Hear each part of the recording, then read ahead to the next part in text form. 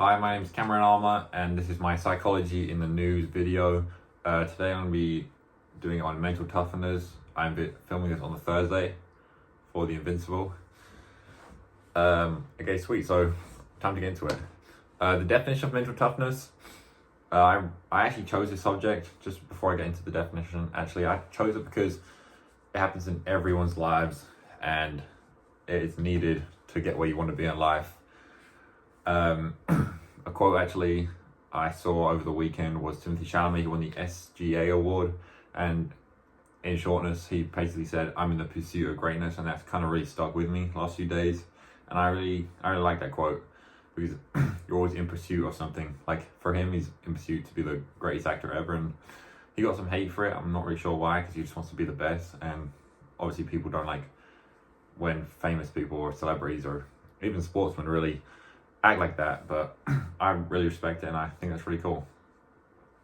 So the definition is mental toughness is the ability to stay focused, resilient, and composed under pressure while maintaining confidence and perseverance in the face of challenges, setbacks, or adversity. I like that because yes, if you're a sportsman, you will lose games, you will have bad games. That's just the nature of being in the sports industry. But you have to persevere with these setbacks or adversity and just strive.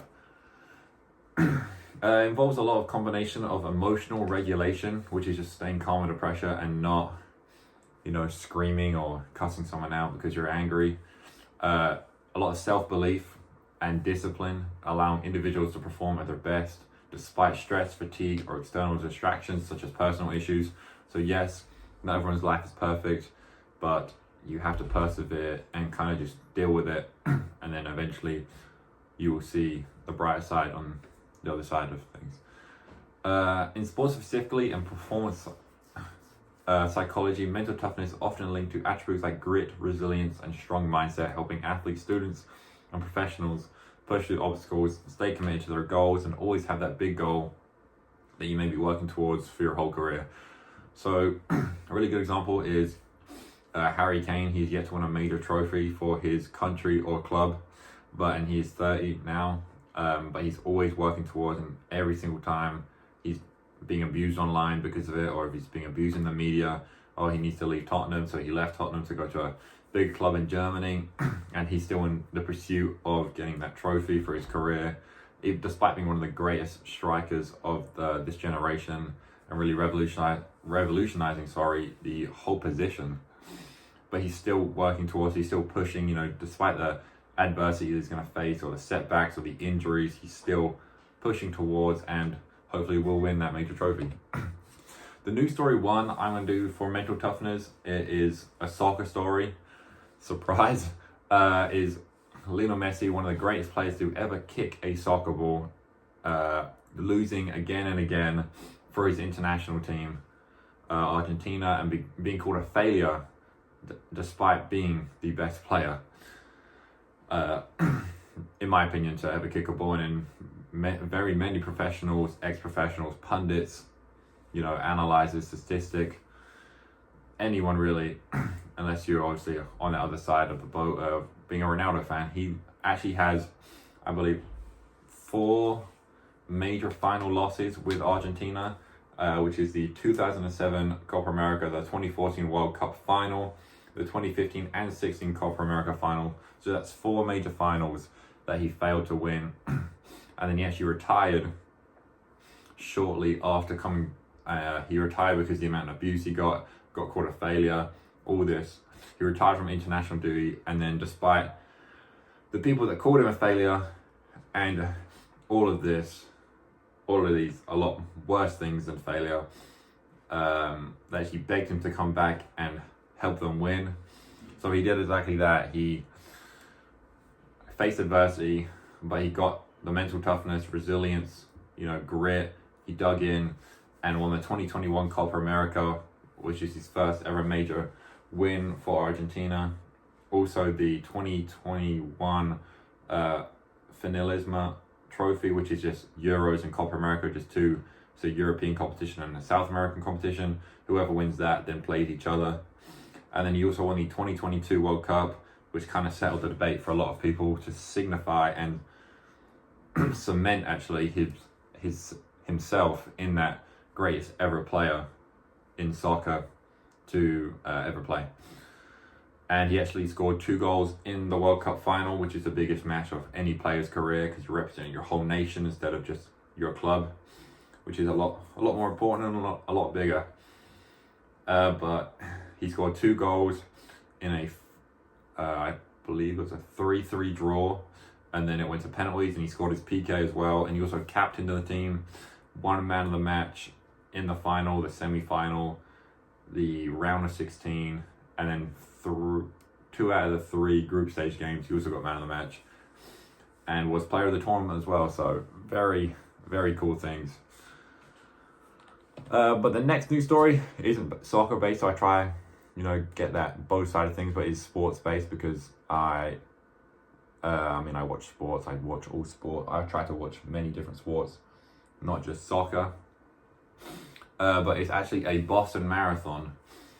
So a man named Jordan Reeves was in a car accident that left him with a torn ACL and multiple fractures.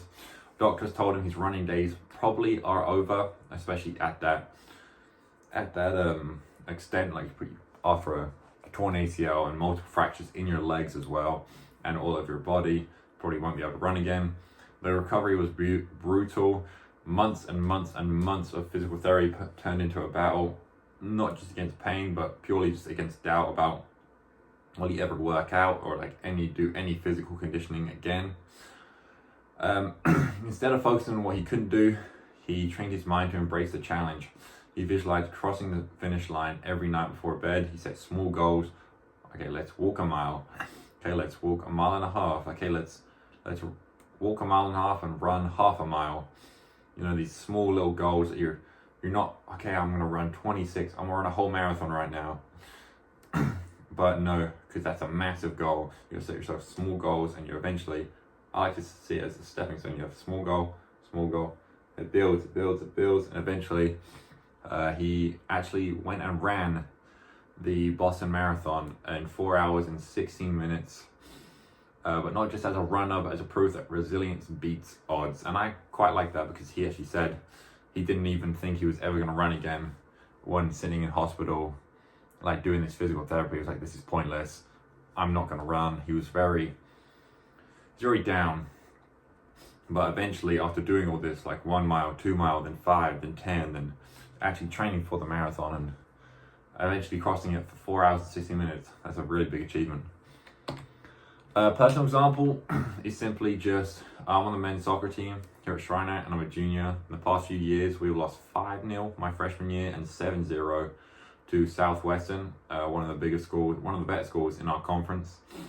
But then this year, something changed, and I believe the reason this year we were able to tie them 2-2 is partly because of mental toughness.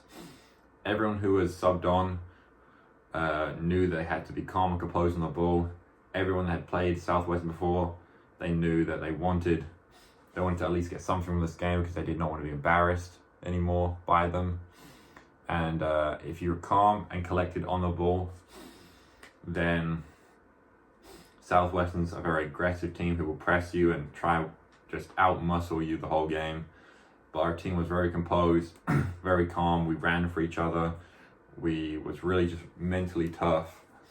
And we actually got a point against one of the better teams in the conference. And that's really just inspiring for the other teams who can beat them. And because they actually went to the conference tournament last year.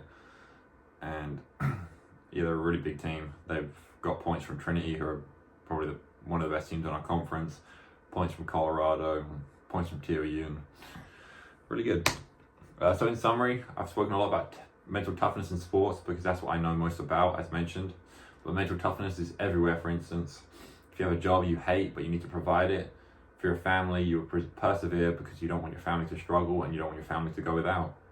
Or in school, if you have a huge final coming up, you have to be mentally strong and not hang out with your friends, but instead go to the library, study for 4 or 5 hours and take practice quizzes, make flashcards, do all that fun stuff that obviously you don't want to do, but at the end of the day, you want to get your degree, you want to have that doctorate, you want to become a doctor and save lives in the future, then that's what you're going to have to do.